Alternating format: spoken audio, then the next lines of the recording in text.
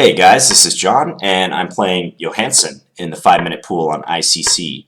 Johansson is pretty high rated, 2546, and he's playing an exchange Slav against me. I'm just going to check who this guy is. I feel like I've played this dude before. Carl Friedrich Johansson. That's a real high rating for a guy who's untitled. E3 is a move. It's the main move in this position. It tempts black to take on b2, but I won't. I usually don't take on b2 in this line. But I like to go bishop d7 to c6 and then put the knight on d7. So that's what I'll do.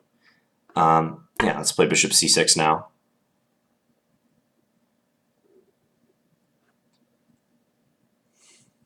It's taking a little time. Probably just trying to refresh his memory on this line.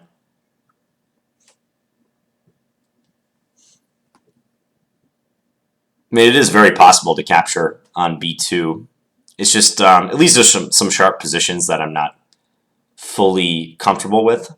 So, hence my declining to go into that. Queen c2. Not exactly the move I was expecting, but okay, let's go here.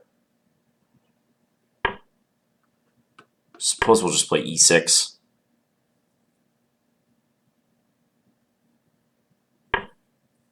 I think I'm just going to play bishop e7 and castle when he castles. He might play knight e5.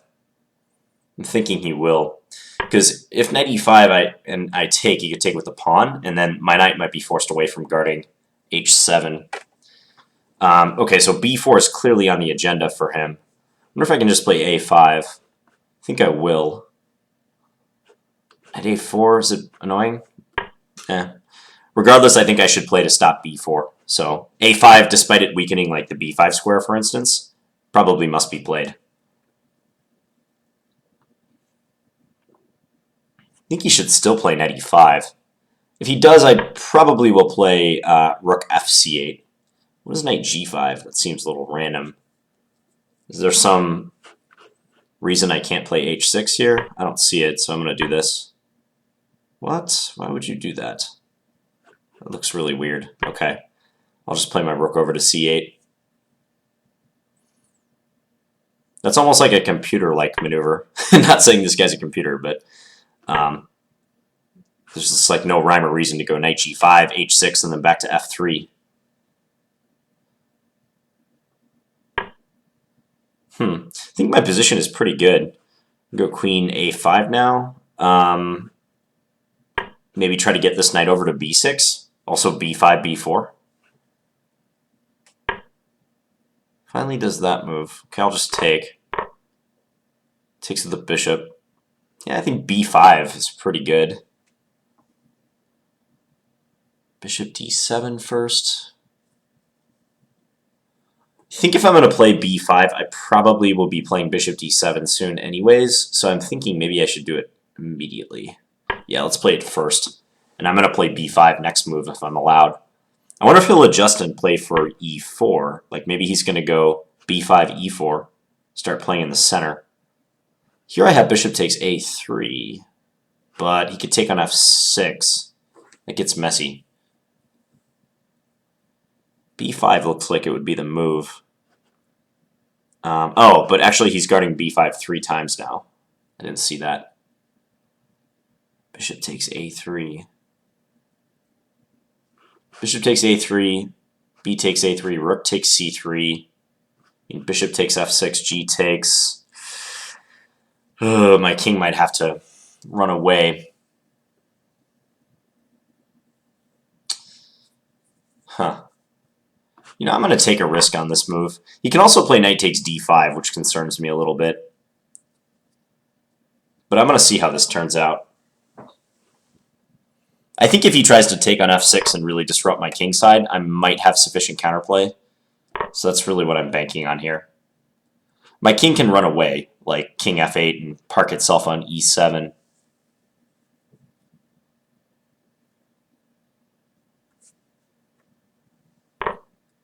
Yeah, knight takes d5. I should probably take with my queen. And And after this, I think I'll play king f8. Just a premature, preemptive strike against his queen g4 business. My king will be exposed on g8 no matter what, so I might as well move it. Looks pretty level so far. I mean, even though this is an unbalanced position, I think evaluation-wise, I don't prefer one side or the other at this point. It's just an interesting position. Okay, maybe queen d6 or queen b3. Queen b3, you can play rook b1 and go after my b7 pawn. Do I care, though? I don't know. I don't think so. I think getting a3 is pretty nice, even if I have to trade it for b7. That's what I wanted to do anyways in the long run. Play b5, b4, create a pass pawn. Okay, so now he's threatening rook d, b1. I have to be aware of that.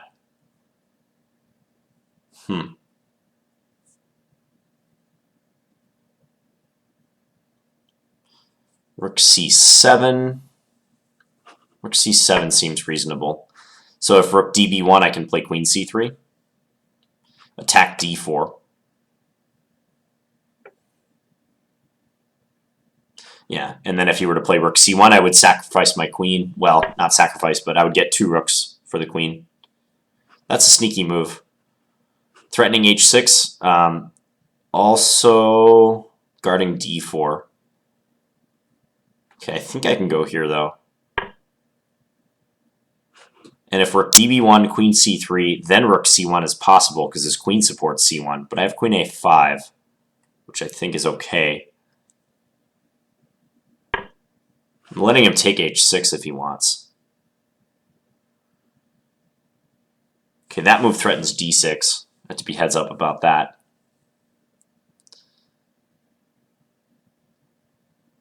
Rook c3, rook db1. Not good. Yeah, d5 looks like a strong move here. What do I do against that?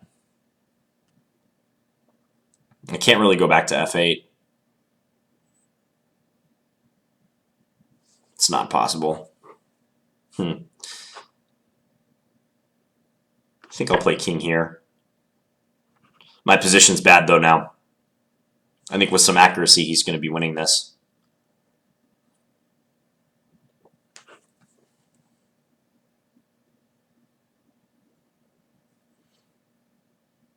Good options to choose from.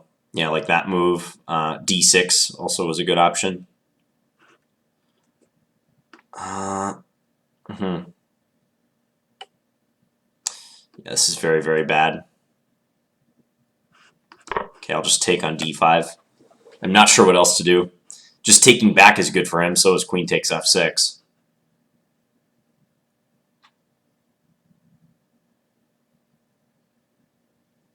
So is queen h8 probably, and so is queen f8. So lots of winning moves. Yeah, this looks like a good route as well. Bishop b5, I wonder if he'll play. Nope.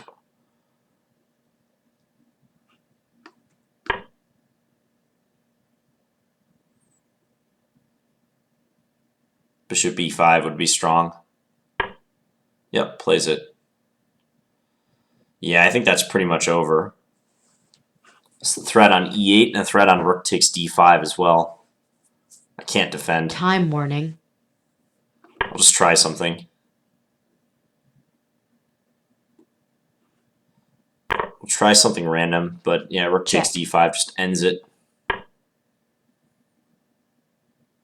Queen e7 is a good move here.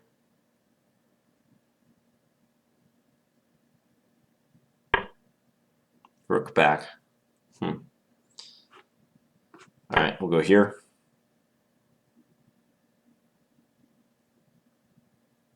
Check. I'm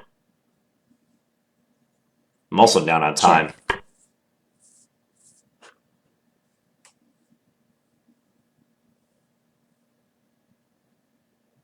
Queen b4 maybe. Threaten queen b6. He's taking an unusual amount of time though. Check. Check.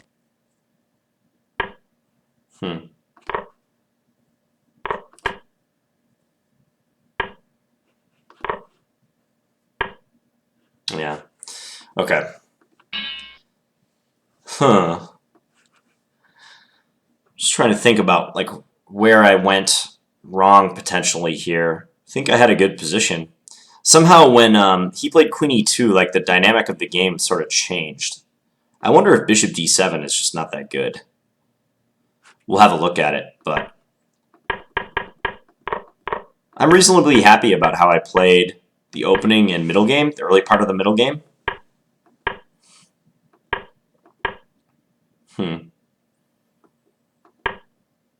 Queen C2. Yeah, this move surprised me. Queen C2.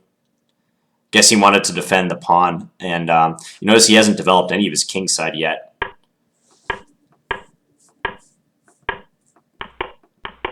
Just kind of some weird stuff, like knight G5 was really weird. I wonder about that move. What if he was thinking that he was going to jump into H7 or what? I don't know.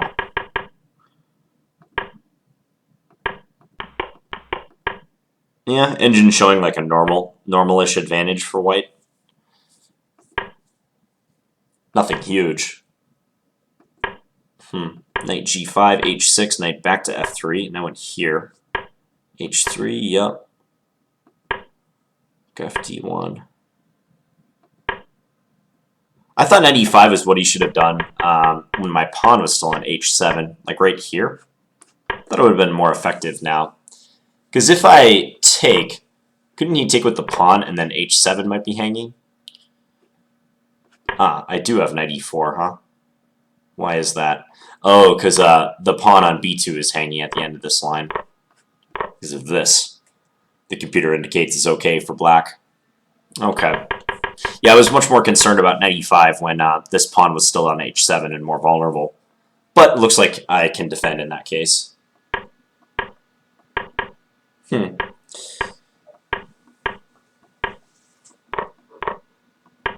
So still acceptable. Queen E2, but here my position started getting worse and worse.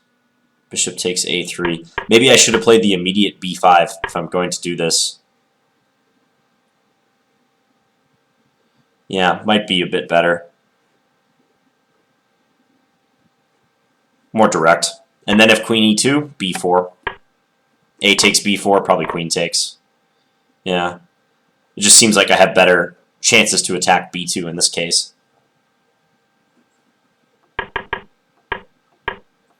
So Bishop D7, now Queen E2. And I decided to go for it with Bishop takes A3 because I didn't really see what else to do. Knight takes D5, Queen takes D5, take. Played King F8. E4. I guess I can maybe take on D4. I didn't even really contemplate Queen takes D4. Maybe I should have. Looks so dangerous to walk into discoveries with him moving his light square bishop now, but there's nothing devastating. Because if he goes bishop B5, there's a couple ways I can deal with that. Rook takes C1 would be fine. Deflect his rook away. And if you were to play rook takes C8 first, rook takes C8, then bishop B5, I just play bishop takes B5. And his queen is overloaded. Wants to capture, but it also needs to defend D1. Okay. And I think he played well from here. Queen E3 is a really nice move. I knew my position was a little suspicious, but Queen E3 really highlights everything that's suspicious about it.